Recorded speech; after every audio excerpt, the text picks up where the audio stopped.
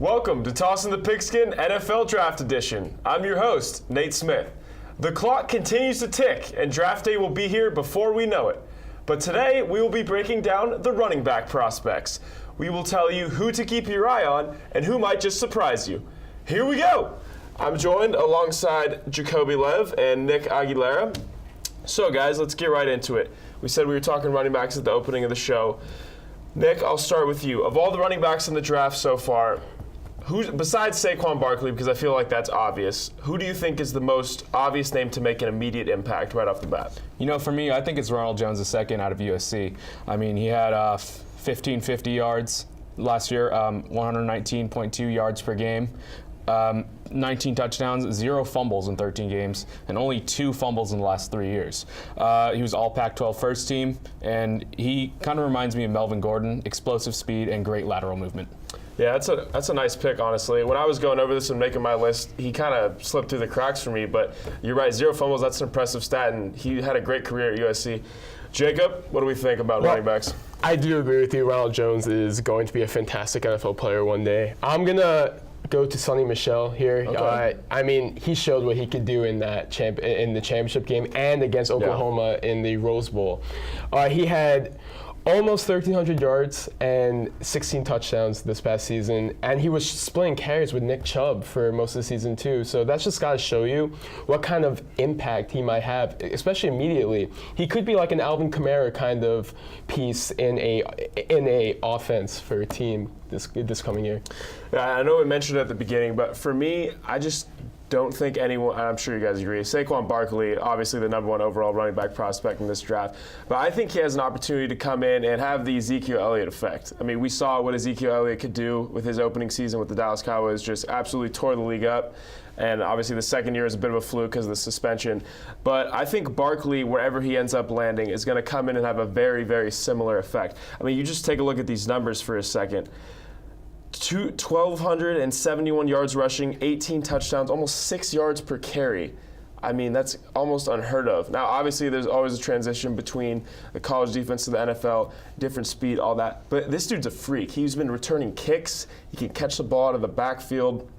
I mean, Penn State truly had a weapon, and whoever gets him is going to be very, very happy. Well, Matt Miller of Bleacher Report, who's an NFL draft scout, said that he hasn't seen a running back like Saquon since AP, since Ezekiel Elliott. So if Matt Miller is putting him in those categories, he is going to be special. Yeah, that's just about the highest praise you can get being compared to Adrian Peterson out of college. Right. Very few have that level of explosiveness, that level of talent. Okay, Nick, I'll bring it back over to you. There's a handful of teams, just like every year, that need a running back for this upcoming draft. Who's your pick that needs one really badly come draft day? You know, this year I think it's the Tampa Bay Bucks. They just released Doug Martin. Yeah. They have Winston and Evans. They could use a playmaker to get the pressure off of them, and they really underperformed last season, so they just need a big spark. Yeah, I would completely agree with you. Just looking at that roster on paper, it seems like they have so much talent, and then year after year after year, it just seems they're mediocre to bad. After watching Hard Knocks this past offseason, I really thought they were. That's the Hard Knocks effect, though. I swear, every time I watch Hard Knocks, I just automatically assume that team's going to at least go to the playoffs. Exactly. That never happens. I was so disappointed in them. Jacoby, who's your pick for a team that really needs a running back right now? For the second week in a row, last week we were talking about quarterbacks. Yeah. I said that the Jets had the biggest need. I'm going to say they have the biggest need at running back, too. They're going to release Matt Forte. He didn't really live up to the contract expectations. He's aging, yeah. He's aging, kind of hurt all the time. Bilal Powell, they kind of feel is more of a change of pace back. You know, he's very good with limited carries. You know, once you give him 20 carries, he kind of tires out. Right. They also have a rookie last season in Elijah McGuire, who hasn't really, you know, I think he's more of a change of pace back again. Mm-hmm. So that leaves them with a hole in the running back. And especially if they do sign a Kirk Cousins or if they do draft a quarterback, right, they need someone that can take pressure off of them, and I feel like they do need to look at a running back at least in the first 3 rounds, let's say. Yeah, I would agree with you. Nick, going back to you really quick, when the Bucks released Doug Martin, what did you think about that? You know, I thought it was questionable. They have the 7th pick, so they're not going to get Saquon, and I don't know if you want to take Nick Chubb or Rojo that high. So it seems to me that they're going to go after a late-round running back. I thought Doug Martin was still a NFL quality running back. I think he still has a few more years in him. But I think after they underperformed, they needed to make a change. Yeah, I'd agree with you. He did underperform. He also battled injuries the past few years. So I think they're just trying to, like you said, get a spark, try to revamp that roster a little bit. It looks like they're going to start at the running back position. For me, the Cleveland Browns are obvious. Just about every position you could dream of they probably need, aside from maybe a couple O-linemen, a couple defensive players. For me, it's the Colts. Frank Gore, dude's been in the league forever. Hall of Fame player, one of the best running backs to ever play it. He's solid, but he can't do it forever. No. And he's not a guy who can come out and get you 25 carries anymore. He's in his mid-30s. I think they need to bring in Saquon Barkley. And it is possible that Barkley gets taken at the 1 or the 2 spot, but I also think it's pretty realistic that he could fall to 3. And if they're there, I think you got to get him. I think that instantly changes that offense. That opens up downfield for T.Y. Hilton, Dante Moncrief, other Colts receivers, and gives Andrew Luck, presuming he's healthy, which everyone hopes that he is.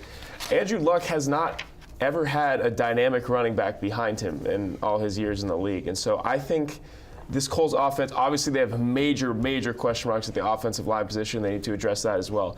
But if they can get a couple things figured out up front, you give me Andrew Luck, you give me T.Y. Hilton, you give me Saquon Barkley, that's a pretty daunting trio there in the AFC South. So I think they pick him up, and I think he could honestly turn that franchise around. A franchise who went from just a horrible season last year, losing Andrew Luck, to maybe a wild card contender this year. So we'll take a look at that. Okay, so as far as the running backs in the class who can make an immediate impact, we already went over that. But who's a couple other guys that maybe have fallen through the cracks? Nick, I'll start with you. Who's another guy who's not maybe a top 3, top 4, but a guy you're interested in, a guy maybe surprise some people? I think Rashad Penny out of SDSU could surprise some people. I really like his play style. He was good at SDSU, but he wasn't in a Power 5 conference, right. So he didn't really garner that attention that all the other running backs had. So I think Penny could come into the league and just turn some heads.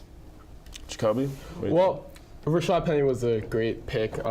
He really performed well in the Senior Bowl too. So, but I'm gonna say Ronald Jones. I feel like he doesn't get as much love as he should. I still think he might be a first-round talent.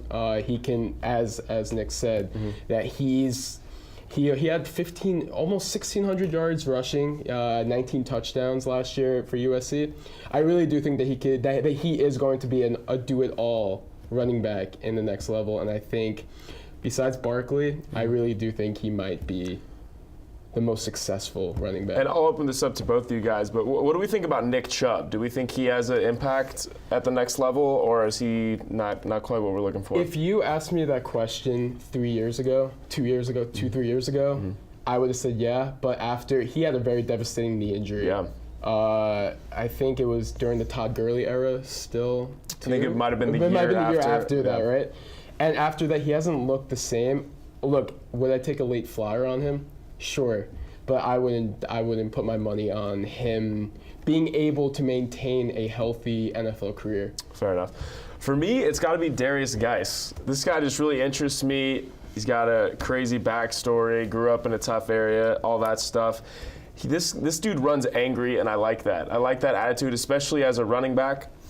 But, just looking at that, the numbers, over 1,000 yards his past 2 seasons, one of which he was behind Leonard Fournette, who was a ball-dominant player. He was a bell cow for LSU. He garnered a lot of carries, and Geis was able to play behind him and be enough of a threat that LSU said, okay, we still have to get this man his carries. To me, that's one of the most impressive things if you look at what Leonard Fournette was able to do in the NFL just last season as a rookie. So to me, that speaks volumes for him. Yes, he's a little undersized. Yes, there's some question marks about his pass-catching abilities and maybe what he can do. Can he be a 3-down running back? I don't know. I just like the kid's attitude, and I like the way he plays, and I think maybe late first round, early second, someone like the Detroit Lions, Seattle Seahawks. He would be so nice. He would match their attitude too. Or I didn't think about that. Baltimore too. All 3 of those teams you just mentioned right there. Yeah, I think he would be a great fit in all those places. And the benefit of players that get drafted in the late first round, they just automatically get into better systems, you get better coaching, you get better players around you, and that's what he had at LSU. So I think it actually could be a pretty seamless transition, but obviously time will tell. That'll just about do it on NFL Edition running back prospects. I'm Nate Smith alongside Jacob Lev and Nick Aguilera. Have a great day, folks.